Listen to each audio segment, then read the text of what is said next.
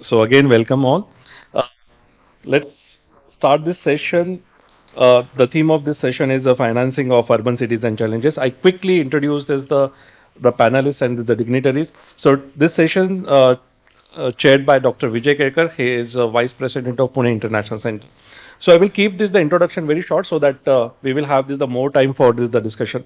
Uh, so Vasudha Tawalkar, Senior Urban Development Specialist at the World Bank, she is going to present her paper.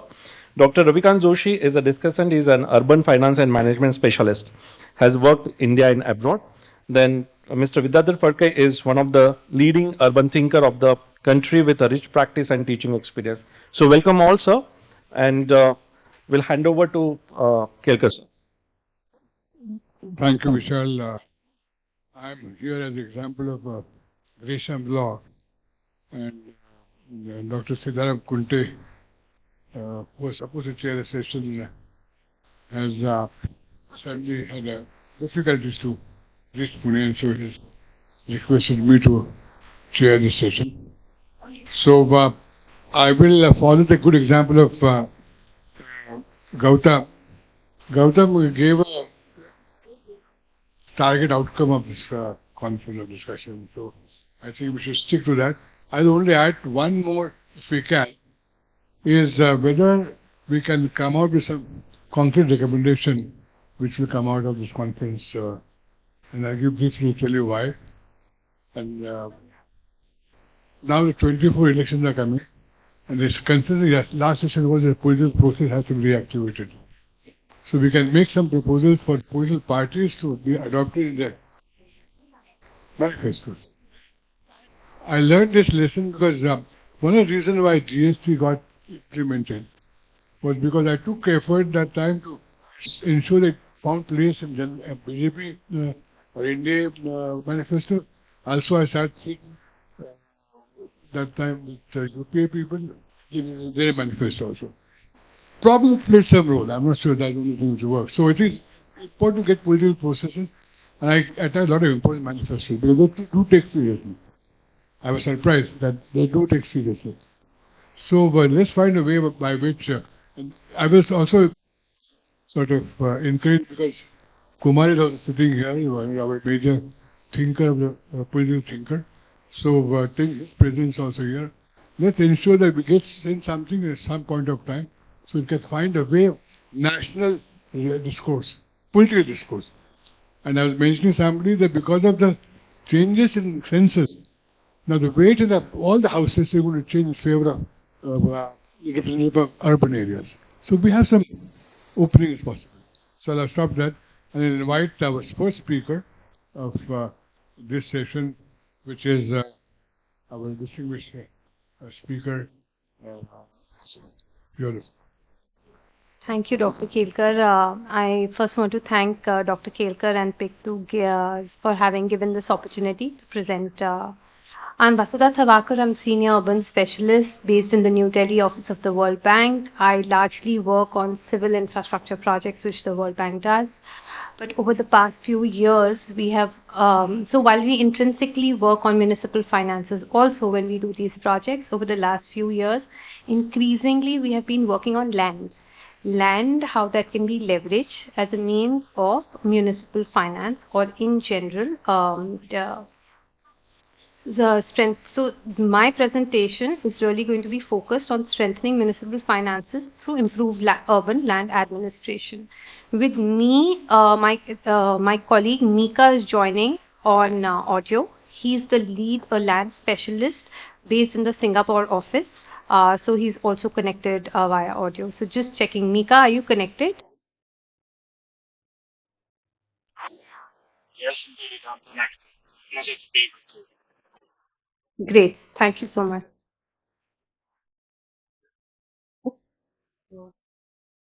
Can we get the slides on?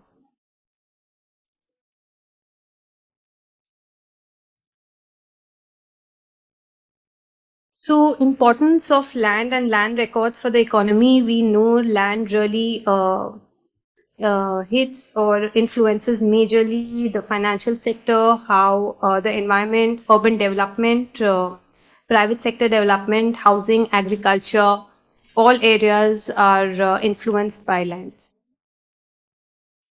We have always been discussing about land value capture to finance urban infrastructure, and we talk about various concepts: land and property tax, tax increment financing, fees, joint development, air rights, etc. So basically, everyone here probably knows more about these concepts than I do, so I will not get into concepts. What I and my colleague Nika will do is take you through some of our experiences and interactions on this particular topic, both from other countries as well as what we've been doing in India over the last 2-3 years. Now, first thing which I must acknowledge is that perspective of government has changed in land. 10 years back, actually, Dr. Kelkar himself had requested the bank, can you do a set of studies on how land can be leveraged?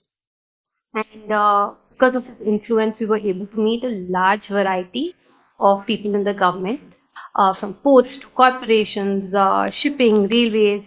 Everybody gave us lots of input. Everybody agreed that this is something which needs to be looked at. But eventually, it is the family silver, very sensitive, very political. We don't know if something can be done about it. Fast forward 10 years. Now, when we go to the government and we interact, the discourse is significantly different. Everybody says land is a scarce resource. We should plan for it, account for it, and see how we can manage it best. Now, when we say manage, suddenly everybody thinks manage means to sell. Manage does not mean.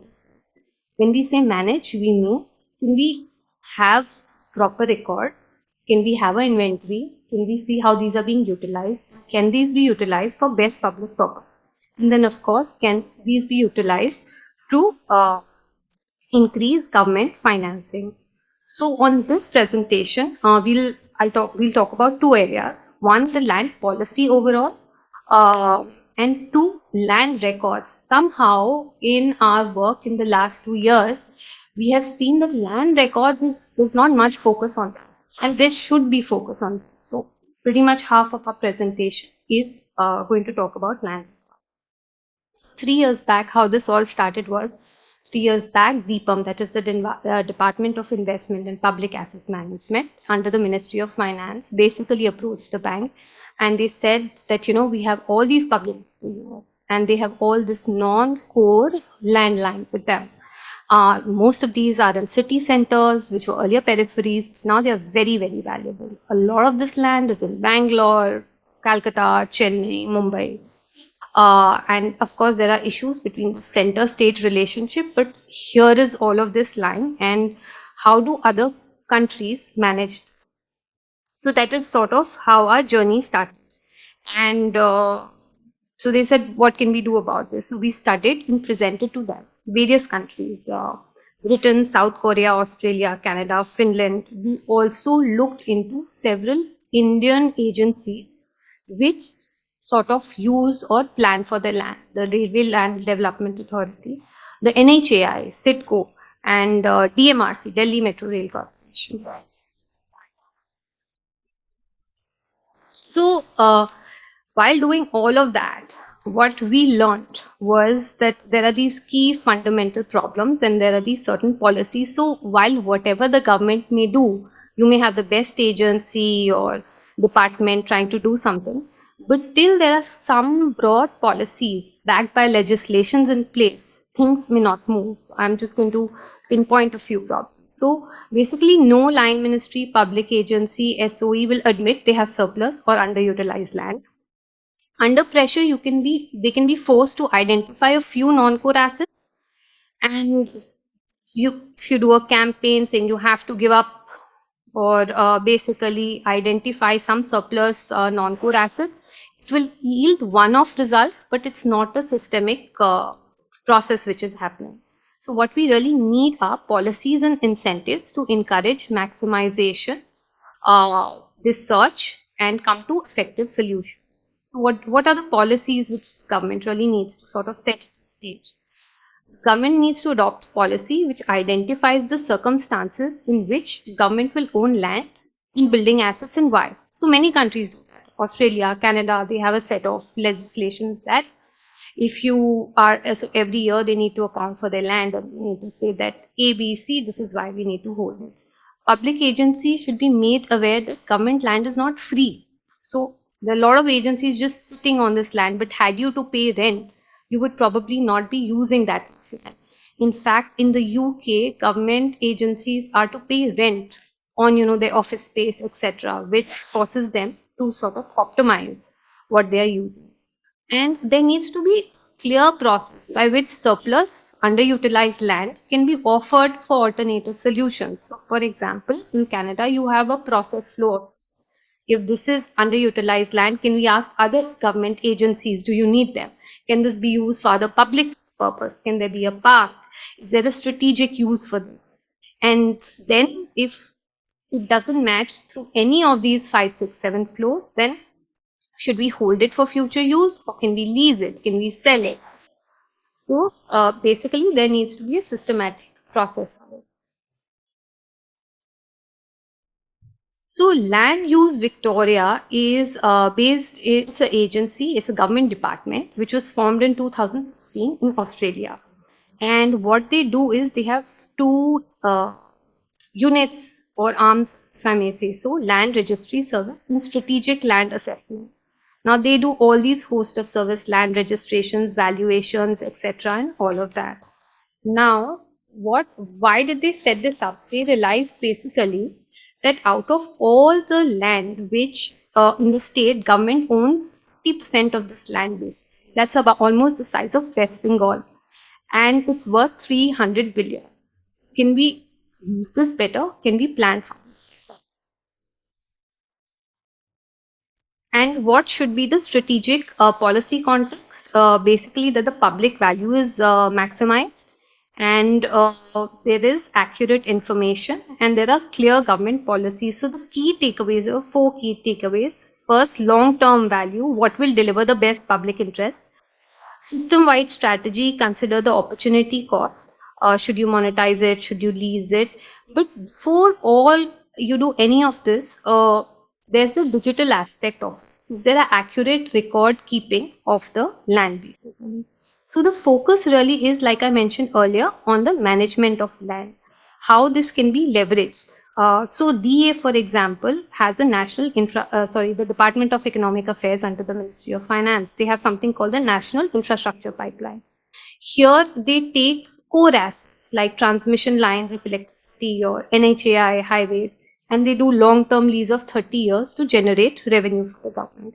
Can something similar be thought of? Several states,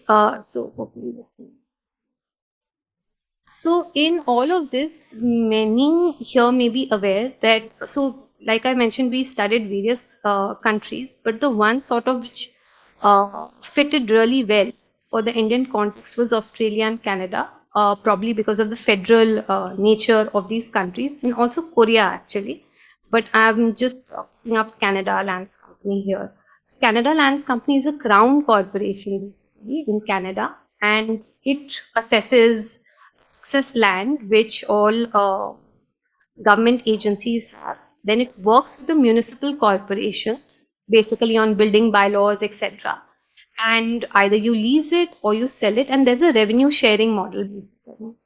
So when we did this work for Deepak, the final recommendation to the Finance Ministry was that there could be a special purpose vehicle, and probably in the form of a company, because this should be independent, which can do something similar. Every year you go out, do an inventory, see where this is lying, work with the cities and states, see if it can be developed, leased, sold, or maybe work with other government agencies, see how this can be maximized.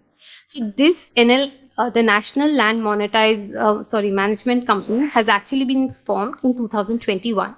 The Ministry of Finance has allocated a budget for it, so that's a huge step forward.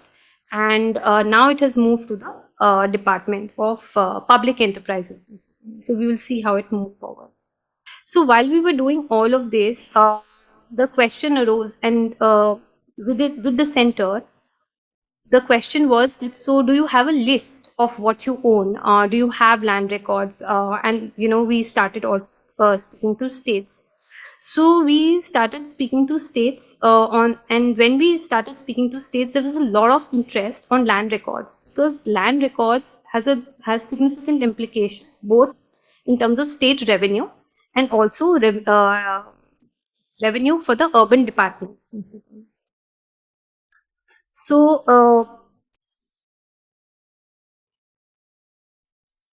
my next set of this is next section of the presentation, if I may say so.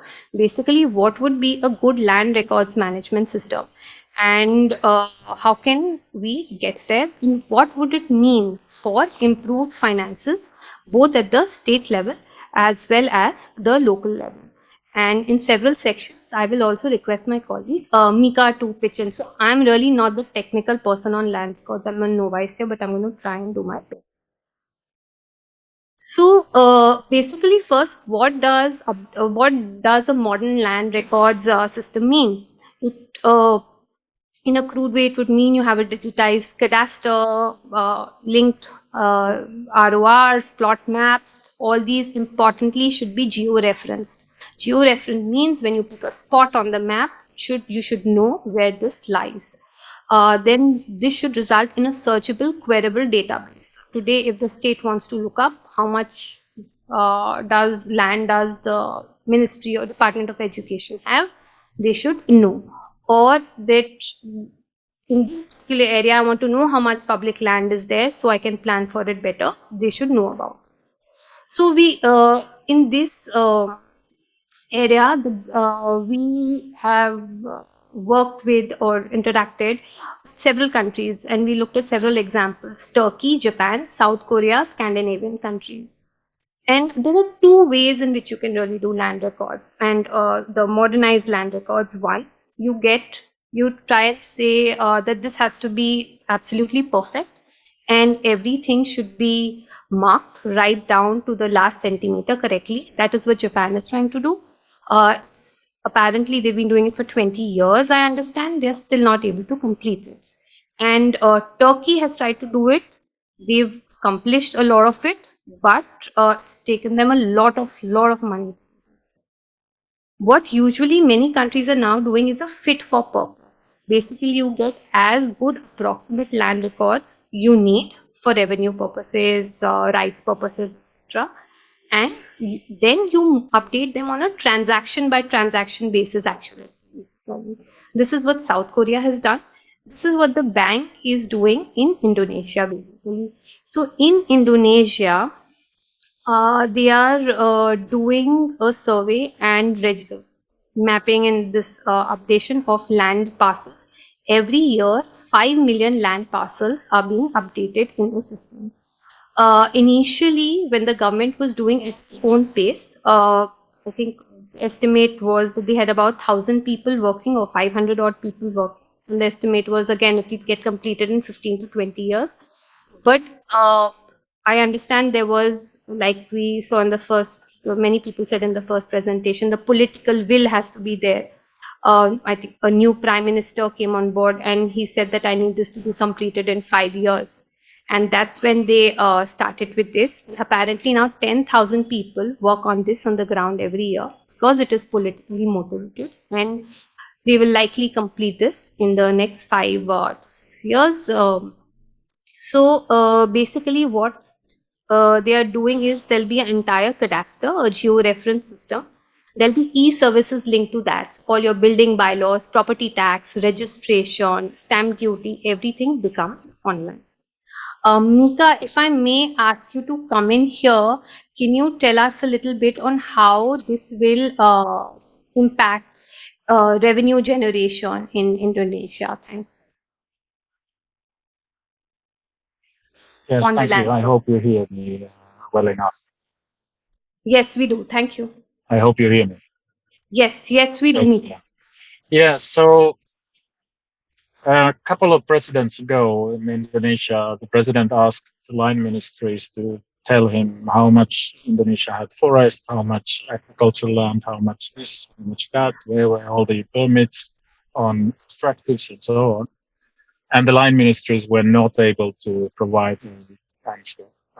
They basically provided an answer that sold the land in Indonesia several times. So there were too much land in these records compared to the reality.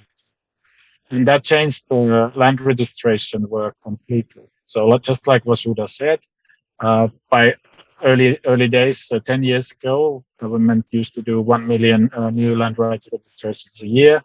And then after the president's attention started to peak, so the best years were 10 million new registrations a year, and now about 5 million.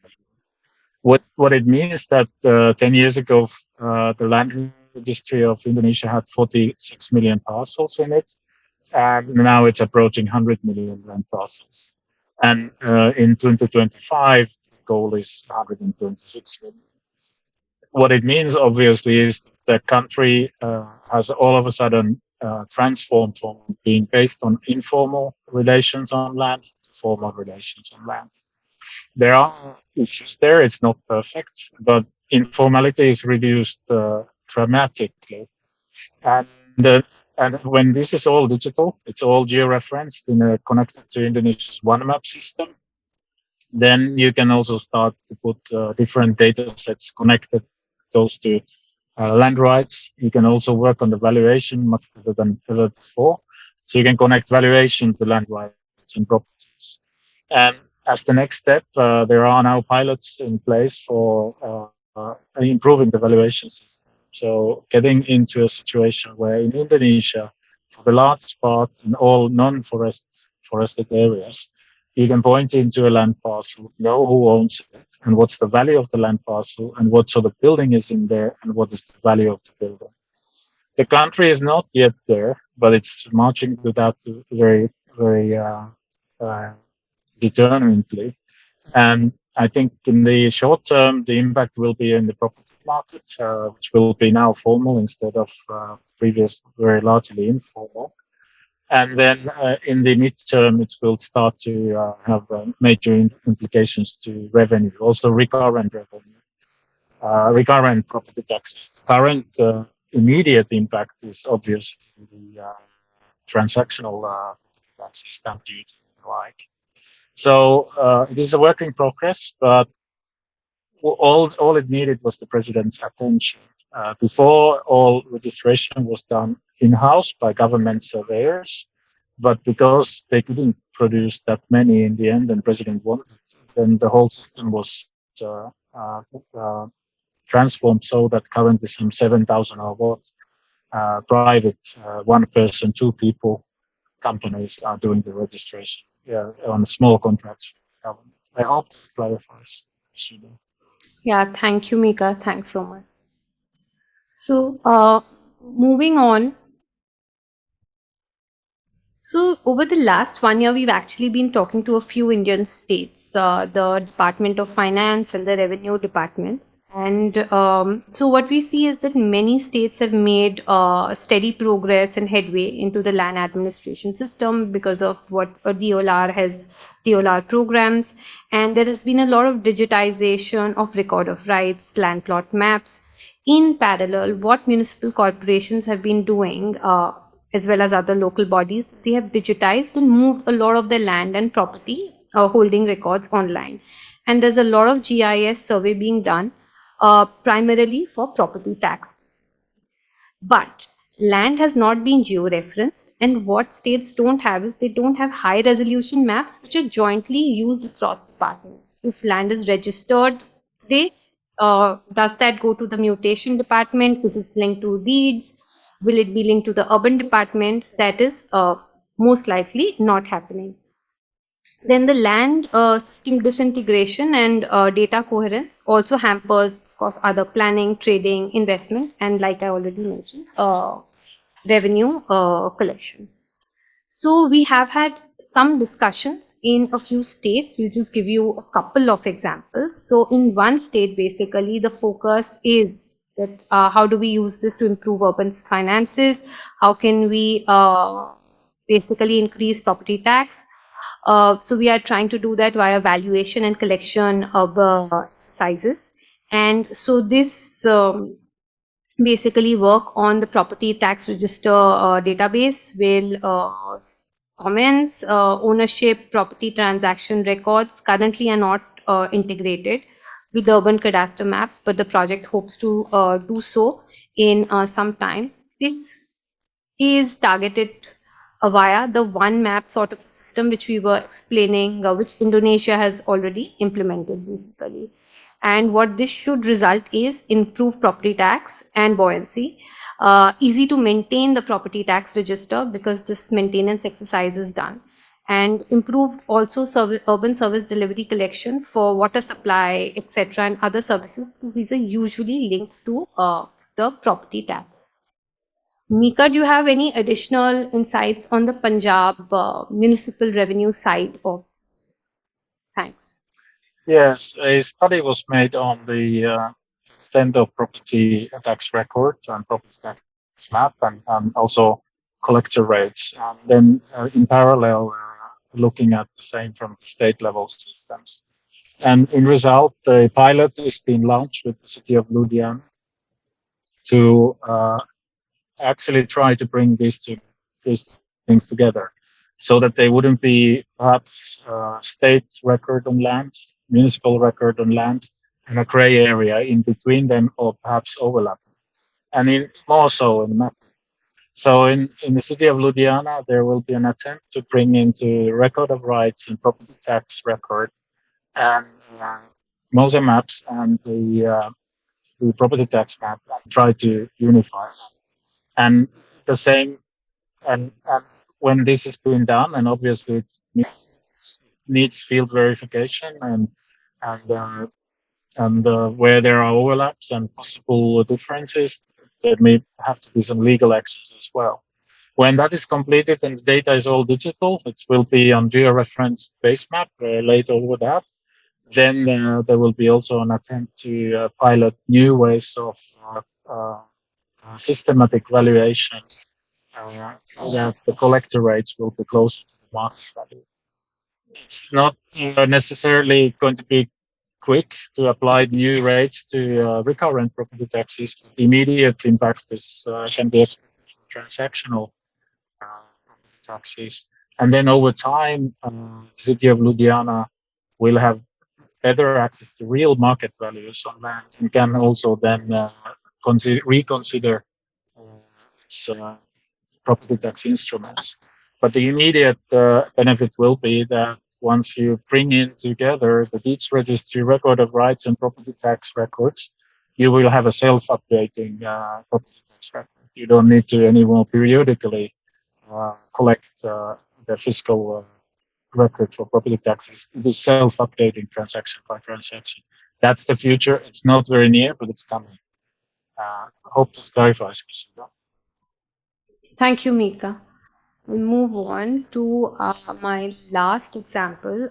So this is another state which we are having discussions with, and it started with a very basic, can we do a cadastre update, but they started getting more ambitious, and now the thought process, we are still in the planning design stage, we'll see where this goes, is that there should be a 5 to 10 year program, and the objective would be basically that the state should have a fully modern integrated comprehensive land administration.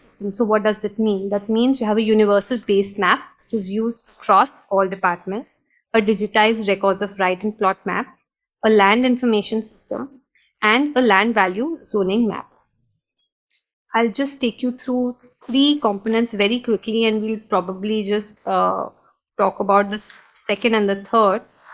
Because that is where the impact on municipal revenue is. So the first one is the base mapping and the entire exercise of doing the mapping and putting it all in a cadastre. The second one really is the deed registry, digitization and integration. This come together and basically this will be under the registration and stamp revenue and is expected to have significant impact on state revenue basically. And what we would also target is that this would be maintained continuously so that after 5 years you don't end up with another set of archaic records. You should update it continuously. The last one really. So the land, and what this would also hope to include is land and property valuation in priority municipal areas. So right now, most revenue departments do not do the mapping or land records exercise of the urban areas because really rural areas. But in this particular project, we are hoping to include that basically and serve as a benchmark valuation, stamp duty, and land revenue collection. So most of the key, except the largest city of the state, other top 10 to 12 municipalities would really use this. This is where this would be implemented. Mika, can you come in here on the property valuation for the municipalities on this one? Thanks. Yes, so the West Bengal seems to be now thinking of going for the real end game, while the other initiatives are perhaps piloting and forward-looking. West Bengal is really interested in trying to do this in some areas for real, and I think that that's an encouraging situation to be, and we're very glad to help. In terms of current situation, the West Bengal relies on cadastral map updating. It relies on the settlement process. We all know that that is not a methodology that can keep up with urbanization. So in fact, because of the very rapid urbanization in West Bengal, all urban areas currently have outdated cadastral maps. And in West Bengal, this applies to almost all cities. Only the Kolkata has a different use their own smart maps. All other cities are using the state map basically for cadastral mapping, but it's actually not it's out of date. So mapping is key, but it's not the only thing. And then, but there needs to be a reform on how the map is going to be maintained. But before that, it needs to be upgraded for once. And there's a need to fade away from the settlement system and start to have sporadic updating of the cadastral. Once you have that in place and you have deeds registry connected to Katiyan connected to urban records, and then the valuation zoning maps unified, you are in a situation where you can start to monitor the incoming transactions and start to build on semi-automatic valuation zoning system. We all know that there's under-declaration of values like everywhere, but not in all property categories. Mortgage values, for example, lease values usually are not under. So you can build a intelligent semi-automatic land value zoning system, which will give good approximate values for all property revenues. That is the end game. That is being planned in West Bengal. But in the end, I would like to also stress that this is not the only outcome of these things. It's also there is currently very difficult starting points for planning, for example, because you don't have up-to-date mapping, you don't have up-to-date records. Sometimes you may have records which have different values on the same or different data on the same areas. So this is also key for planning and obviously for all the more advanced considerations. Finally, there is very big impact on state lands because this will allow also the sort of forward-looking inventories of state lands and reporting on them, so that you know the status of each state land and as well as other public lands, and you can screen them strategically, and you can have policies for monetization or passing them to alternative use for public services. So we think that this West Bengal case is a very promising attempt to actually kind of move on from which seems to be perhaps thinking that it's too difficult to do, and actually do it for real. I stop there, Vasudha.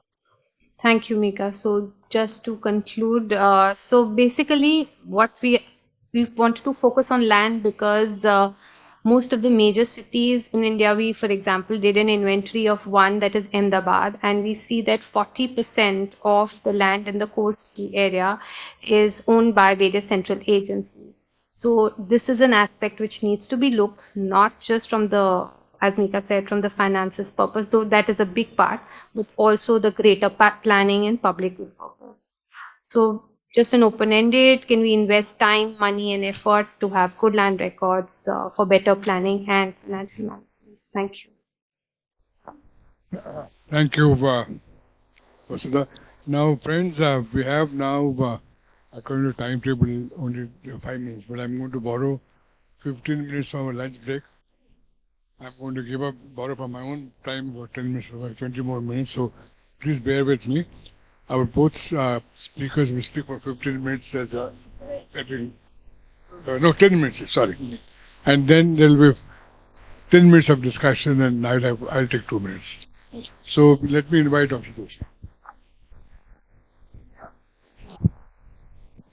Actually, Pathak sir would have been the right to go first.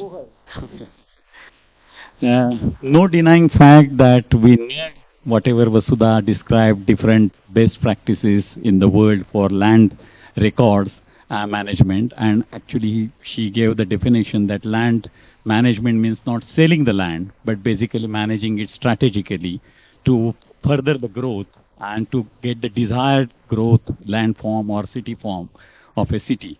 But the ground realities are different. Even if all these reforms would happen, municipal bodies are not going to benefit. That's the main thing I'm going to say, because yes, certainly if all these reforms with which World Bank is also helping and it happens, then the center and state would be able to use land resource in a better way. We will have better record systems, real estate and other, each stakeholder will benefit from that. And they may be able to garner the resources for funding the urban infrastructure. But when it comes to the municipal system level, most of the states have taken away land resource, which even National Commission on Urbanization pointed out, and the situation hasn't changed.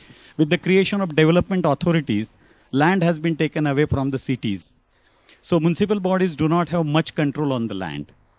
Most of the states do not have land pooling technique, whereby there could be a land bank continuously accruing at the 15% as per town planning laws.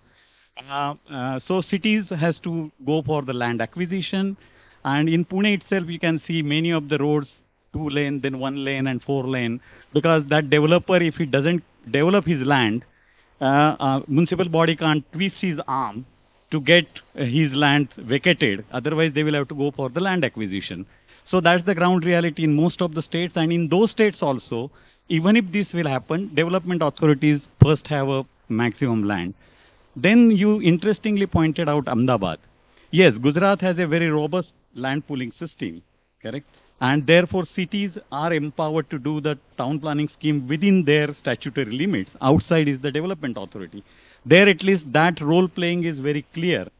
And I had experience of 40 years in Gujarat. So land pooling, every TP scheme, city is preparing Ahmedabad, Surat, Vadodara, Rajkot, they get 15% land bank. But there is another paradox. Ahmedabad may be having 10,000 crore rupees land on paper. And they have done digitization also. So geo-referencing has been done, all that. But not a single piece of land they are able to sell.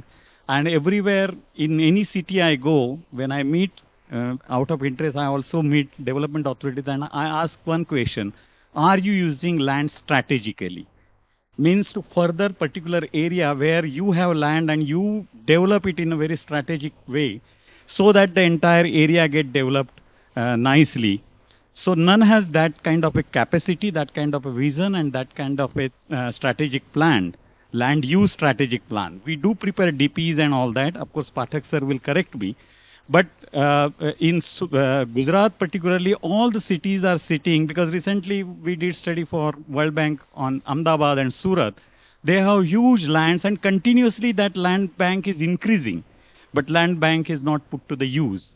So cities are developing on a basis of whatever DP and TP is prepared, then whatever private sector develop, the market forces the way play, but government is missing there.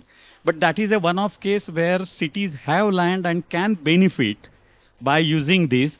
Otherwise, rest of the places, definitely, as I am saying, this is a viable thing. One should go for this, and all whatever she discussed, that will certainly help state and central government to have better management of the land and then to utilize to fund indirectly urban infrastructure, but that won't change at a ground level municipal finance per se. Last point is that my field experience shows that even if value capture financing is talked, and today it is presented something like as a panacea. Everywhere, every conference, everybody would be talking on a value capture finance, but the very first study value capture finance policy advisory came in was the Visakhapatnam. And I was the team leader. The first thing we found is that Visakhapatnam developed the BRTS. And in order to acquire land for that, TDR was given. And that TDR was getting sold at a 50% discount. Not getting utilized. Bombay TDR, different thing. But across the other places, premium FSI, TDR and all these tools which are talked, Sir has written book. But that basically what is happening, it will ultimately depend on a market. And market and renewal. For example, in Ahmedabad, skyline hasn't changed in last 10 years, even after Sabarmati riverfront. The renewal is not happening. Metro impact zone, both side 500 meter impact policy. Buildings are not going higher. Buildings are same 3-story or 4-story. So the kind of hope means I'm not against that. It's a viable technique. It should be there. All decks should be clear, regulatory policy and all that. But question comes, it depends on a real estate market response to that. Because there is a catch-22 situation. Near metro, if you say that, okay, that will be a value capture finance, and then if they do develop those properties, that will be unaffordable for most of the people, and those who are affordable will not be going there. So even after coming Delhi in metro, you can see how much urban renewal happened around the metros. It hasn't happened. So market somehow is not responding. Of course, there are other issues, regulatory and all that. Selling land is such a difficult thing at a municipal level that even if those municipal bodies which are having land, they are not able to sell. And as I said, strategic thinking is missing. So a lot of capacity building would be required to think it. I got this learned because my mayor, when I was in Baroda Municipal Corporation, he came from the rags to the riches. He was just 4 or 5 standard person, but he has a huge land. He was a builder. He explained me that he will have a land, and at the far end, not from the road, he will bring small developers. He will say that if you will make a loss in developing that land, I will make good of it. So he will give them the small plots. He will get that development. I am giving example of strategy. To have value for his entire land, he will at the far end would get those properties developed by small developers, taking risk on him, which won't happen. They will earn. And because of that, his land will go up, these prices. So a simple man could show me way back 30 years back that how he was using big tracts of the land, but he was using small pieces of it strategically. So I fully agree with your analysis, the kind of studies you have done, and that will be very useful. But I have certain concerns, and certainly it would not bring money in the hands of the municipal bodies, barring few. Means some cities would gain from it, but they would require a strategic planning input and strategic management of the land and that kind of a capacity. Thank you.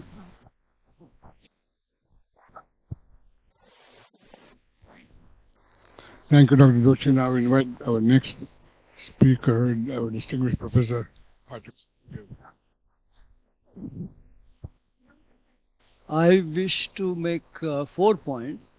First one is about the land administration and land records. Dr. Kelkar in his book has said that policies are not IPLs, and they need to be seen as test matches. But on land policy, I think we have had a very long test match going over almost 5 decades. In 70s, Professor Wadhwa in Gokhale Institute wrote articles about how the Australian system of torrents could be brought into India, which will provide conclusive tenures which has still not happened. Then we had DeSoto visiting and telling us how important land is, etc. In 2008, of course, the government of India started a program of modernizing the land record. And the idea was eventually it should lead to the conclusive tenure system. This, of course, did not progress well, and partly because land is a state subject versus government of India coming in. So in 2016, they revived this program and turned it as a fully funded central government scheme. And now we have a large amount of progress being achieved by many states. And they have extended this program now up to 2021 as well. And a very detailed guidelines have been issued. I think those who are interested should really look at that because there are a lot of technical elements in achieving these things. So there are major components. There is a textual record of land. There is a map-based record. Both are currently not connected. And then there is a transaction system. And the changes occur because of transaction. So now there is a computerization of textual records that is happening. And now you can get a digitally signed Satbara. So those who have tried to obtain Satbaras in the past would realize what importance does it carry. Then the maps are very old and there are a lot of problems with those maps. So those are being digitized. Many states have achieved a fair good amount of progress on that. Next step is of course to digitize. And then there is a problem of georeferencing. Because these old methods of mapping are not very easily amenable to georeferencing. So that requires a lot of technical work to be done. There is also separate computerization of the sub-registrar's office where the transactions are recorded. And also there is a computerization of revenue codes because that is another element which complicates the whole issue.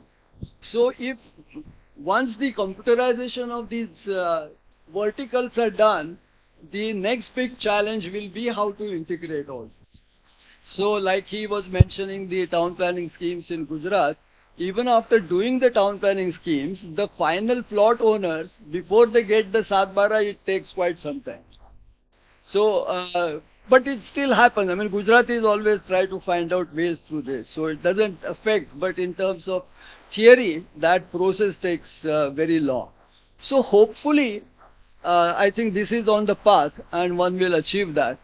The question really is that this is all managed under the Rural Development Ministry and it has a department of land resources which manages these things. So how to capture the urban nuances in the process will still remain a challenge.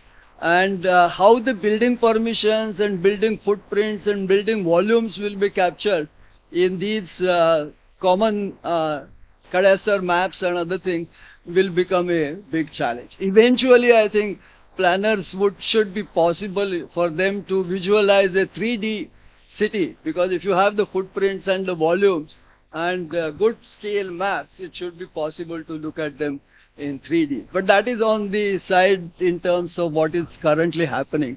And as the government of India shows that most of the large states have achieved fairly good progress on these different verticals of this. And this of course will have important implications on valuation, keeping valuation record, keeping the progress in terms of buildings, etc. etc. Now I move to what is the current approaches of using land as a fiscal resource. And apart from the monetization part, but using the fiscal instruments for this. The old betterment levy was legislated in 1898 in Bombay Improvement Trust Act, where the concept of betterment was introduced because if you provide infrastructure, land values go up and you can take part of it. It was also incorporated in the 1915 Town Planning Act. So if you do a town planning schemes, values go up, so you take part of it. Both have fallen in disrepute, not being used effectively, because valuation continues to be a big problem. For stamp duty purposes, most state governments have moved to the so-called ready reckoner or guidance values, or in Delhi it's called circle rate. So various states use different phrases, but it's basically this. The problem there is those rates are not periodically revised. Now Maharashtra perhaps is much better. Every year those rates are revised. But in Gujarat for many years 2011 rates are used. And in Tamil Nadu 2017 has not yet been revised. So they continue to be, so these are another problems in using land values as the way of capturing some of those things. What is most commonly used is apart from property tax and all its problems, what is commonly used is the development charge. That is, at the time of granting the development permission, you charge the person who applies for development permission. Most states use absolute rupees put in the law as the way of doing things. Maharashtra is an exception which changed to the rates being linked to the ready reckoner rate. So which gives some automatic buoyancy at least in the rates. So that is one thing which needs to be done, and that was recommended in 2012, which has not yet been accepted by other states as yet. The next one, which is very common and very popular, which began in Mumbai, is the charging for the additional FSI. And this is a strange case where 50% sharing is done between the state and the city. So city generally, it garners the values because of either the infrastructure requirements are higher at higher FSI, etc. But the state takes away 50%.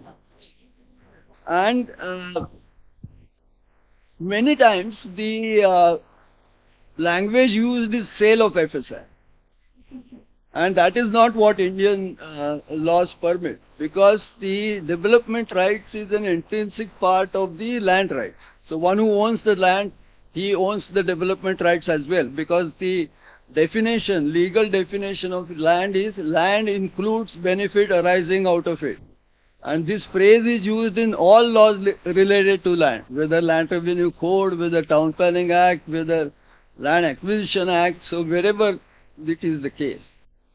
But many times people feel that the state owns the development rights and it can sell it, which is not the case. The Brazil has done it, but that is not the situation in India. The next point is that the fiscal instruments derived are not distinguishing between the tax, the benefit tax and the fees. And these three phrases are used very interchangeably. US uses impact fee in a very clear way, where US courts have said a rational nexus is the test. That what you charge, you use it for that purpose. In our case, Hyderabad, for example,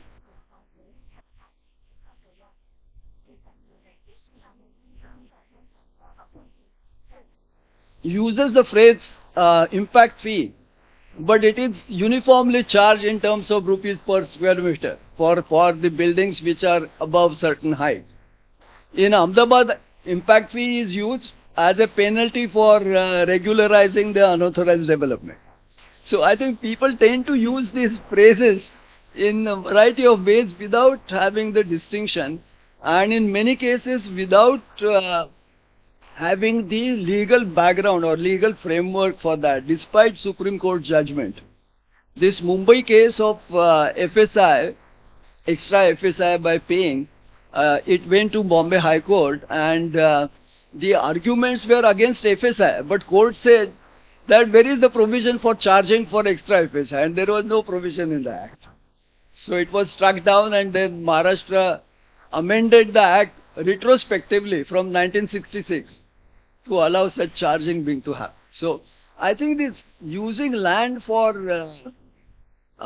raising resources or using it as a way of financing things is quite complex, and people become very adventurous in doing these kind of things.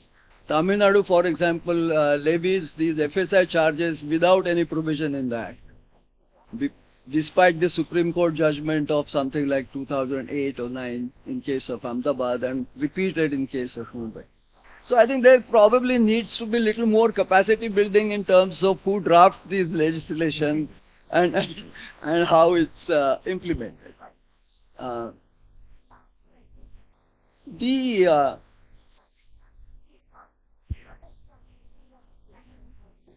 second question is that there is whole lot of debate on strengthening the municipal finances by improving property taxes, using land-based fiscal instruments, using monetization, going for pooled finance, municipal bonds.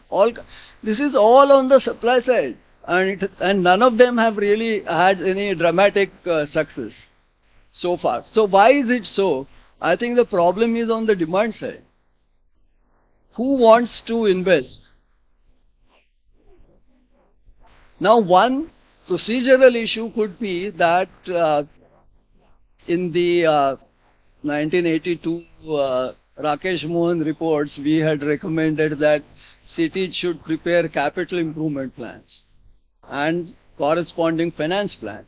So that will put some kind of a push for looking at how do we raise money for what we want to achieve. Unfortunately, this has not happened. Despite the JNNURM requiring cities to put in the so-called CDPs, which were essentially capital improvement plans, but they never became common practice as such. And that hopefully should have made cities to think about in a long-term manner and what investments are required, what priorities are there, and how do we raise those money. Then they could have more actively looked at the raising of resources through commercial. World Bank has come out with a recent report on commercial lending for municipal finances and PPPs, what has been the experience in Indian situation. So that may be one, but the other part is that where does the demand generate? It should really generate from the citizens, and that is not happening.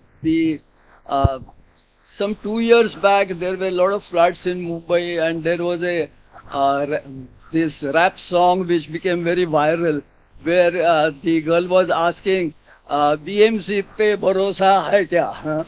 And then the chorus will say, and so if that is the kind of situation, and people tend to find out coping solutions. If you don't get adequate water, get tankers. If you don't get good quality water, you install aquacards. But it does not generate demand for improved services. And that is, I think, a fundamental problem. The poorer people manage it in a slightly different manner. They go to the local corporator or MLA and get the toilets built, and on the toilet it's very painted in very bold letters that this has been built with the funds of such and such corporator or something. But that is one way of getting services, and probably because of that the slums have survived in this kind of situation.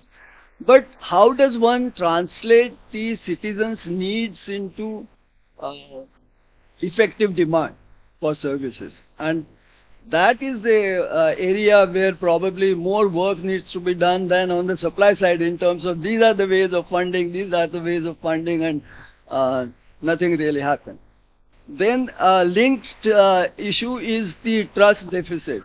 And there is a basic trust deficit. The government of India doesn't believe in state governments. State governments don't believe in the municipal government, and the citizens don't believe in the city government in terms of delivery of services. Otherwise, Government of India wouldn't have asked cities to set up SPVs for doing smart city programs.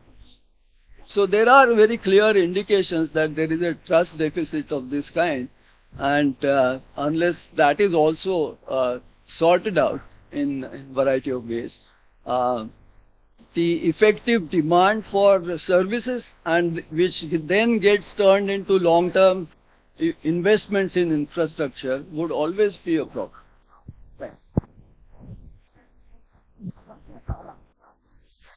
Thank you. Now I give the floor for questions. I think we'll limit questions to only 3 so that we can mention our time to. Professor Bajaj.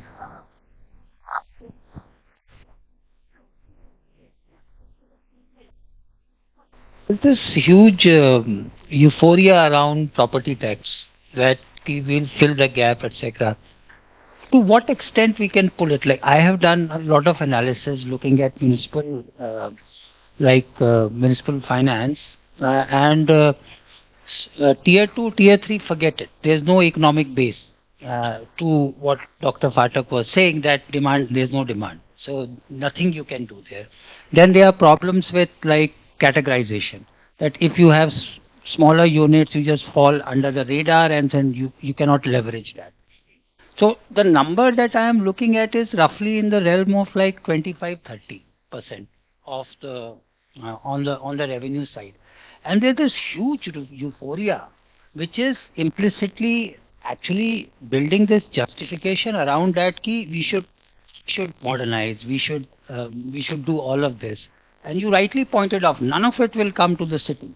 So, two questions. One is that, is there an analysis which tells us how much it can be lifted? That's one.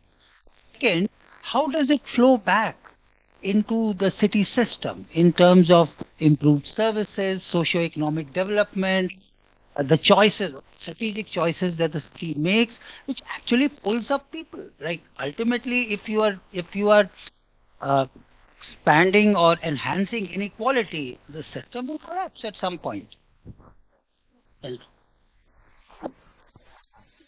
Three report estimate is that we are generating 0.15% of GDP from property tax, and with all that it can go to 0.60, correct? So not much will come from property tax. Real money is garnered through the stamp duty, because property tax has an inherent imbuoyancy, correct? It's close to the people and it hurts, but and then it's not a accrued value. It's a accrued value, not realized value. So there will be always opposition to the property tax. But stamp duty everybody is paying. In fact, I just read that more than 20,000 crore were collected 6 months by Maharashtra government. And in property tax, really we are down, except Maharashtra and Gujarat or 3 states, not even much come from property tax, because already we are charging very high. The case is for rest of the states where property tax can bring some more money. And you rightly said it can be a case of only top 100 cities which are above 5 lakh. Below that, there is no economic base to generate money from the property tax, correct? And as I said, there is a demand issue also when FSI and all that. So basically, it is the sharing of the stamp duty, because everywhere that money, even in extra FSI also, 50% taken by the state government. And as of today, out of 100 rupees spent in urban investment, 45 are only through the municipal bodies. The new capital investment in urban infrastructure in India, out of 145 are spent through municipal bodies, and out of that 85% come from the state government tied grants, project based, state and central government. So municipal bodies in turn only 7.5 rupees of the entire urban investment happening in India, whatever it is happening, their share is only so. Though property tax is sold, and same thing I said, value capture financing is again sold largely, correct? Everybody discussing, but actually municipal bodies will not gain because land is not with them. They can gain through FSI and all such, but those controls should be there. And then there should be a demand, real estate demand, correct? So, because see, in Gujarat, when TP scheme is happening, I always say that 15% land back government, municipal body will get, but when a TP happens, 30% land is deducted or 35%, 65% come in a bank, in a market as a blue chip final plot, correct? Because then it has a better value. So arbitrage is high, and when one TP facilitated 65% land supply, who is going to get that 15% from the municipal body? And therefore even In Gujarat, municipal bodies are not able to sell land which they are getting as a land bank because of the TP. Because TP, as soon as done, 65% is a private land which come into the market.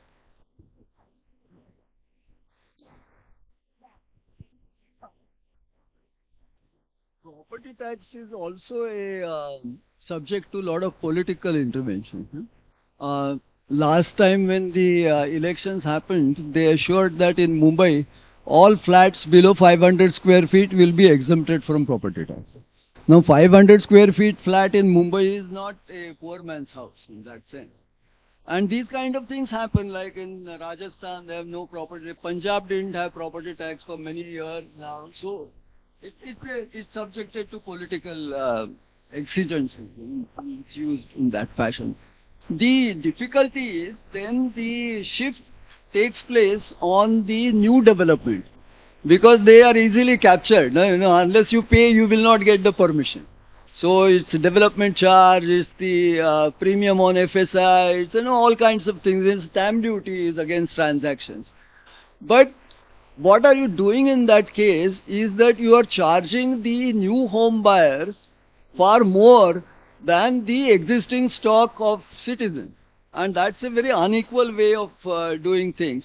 And in the absence of borrowing as a way of financing infrastructure, you more and more rely on charging the new home buyer, which creates inequities, what called intergenerational inequities are created. And that also has to be seen. Because in a city like Mumbai or Pune, what will be the stock of floor space added to the city every year? It may be about 5% of the existing stock. Now you are trying to put all your financial burden on that 5% of the floor space as against the 100% of floor space that already exists and enjoys the services. Yeah. Answer the question, but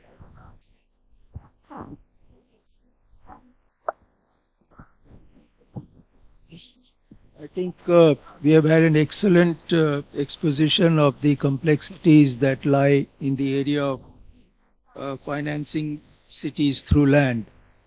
When we are talking of financing cities through land, obviously we are talking of those cities where land has considerable value.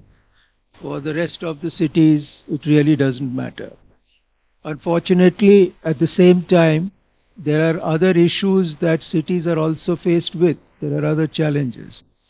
We generally say that while the cities are economies, they also have to maintain a quality of life, and that it should be equally available to the poor as well. So the equity aspect and the sustainability aspect also get built in.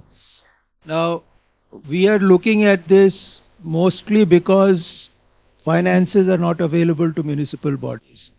So it's an alternative that we are seeking because the state and the center are not prepared to finance cities, which is what is happening the world over. So we don't want to do what the world is doing, where they share income tax, where they share other tax. But we tell this poor municipal fellow, we don't have money to give you, but you generate your own money. So we are looking at their land, which again is going to be, as discussed, taken away majorly by the state and the center. So the municipal corporation would not get much out of it. But what are the impacts of this on the sustainability of the city? In terms of taking more land for economy and less land for environment and equity is a question that we will have to answer. And this is an issue that is coming in large cities. This is the process by which Mumbai lost all its open spaces, for instance. This is the process by which 50% of the slum, 50% of the population went to slums. So how do we balance the use of land with equity and environment is a question that has to be kept constantly in mind. Otherwise, we are playing havoc with the cities. Thank you. I think we're already 15 minutes behind schedule. I'll just make 2 remarks and can you hear me? First on land, I remember once Dr. Manmohan Singh told me, and I didn't realize this was he told me. He said, Vijay, land belongs to the state, center has no land. Ownership of land belongs to the state, center has no land.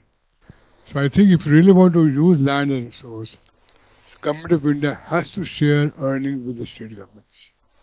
So I think maybe one of the recommendations we can make to Finance Commission that when they are allocating, they should make it a point that sharing of earnings has to be the state, because the state government, for instance, when they do privatize public sector lands, power should go to states.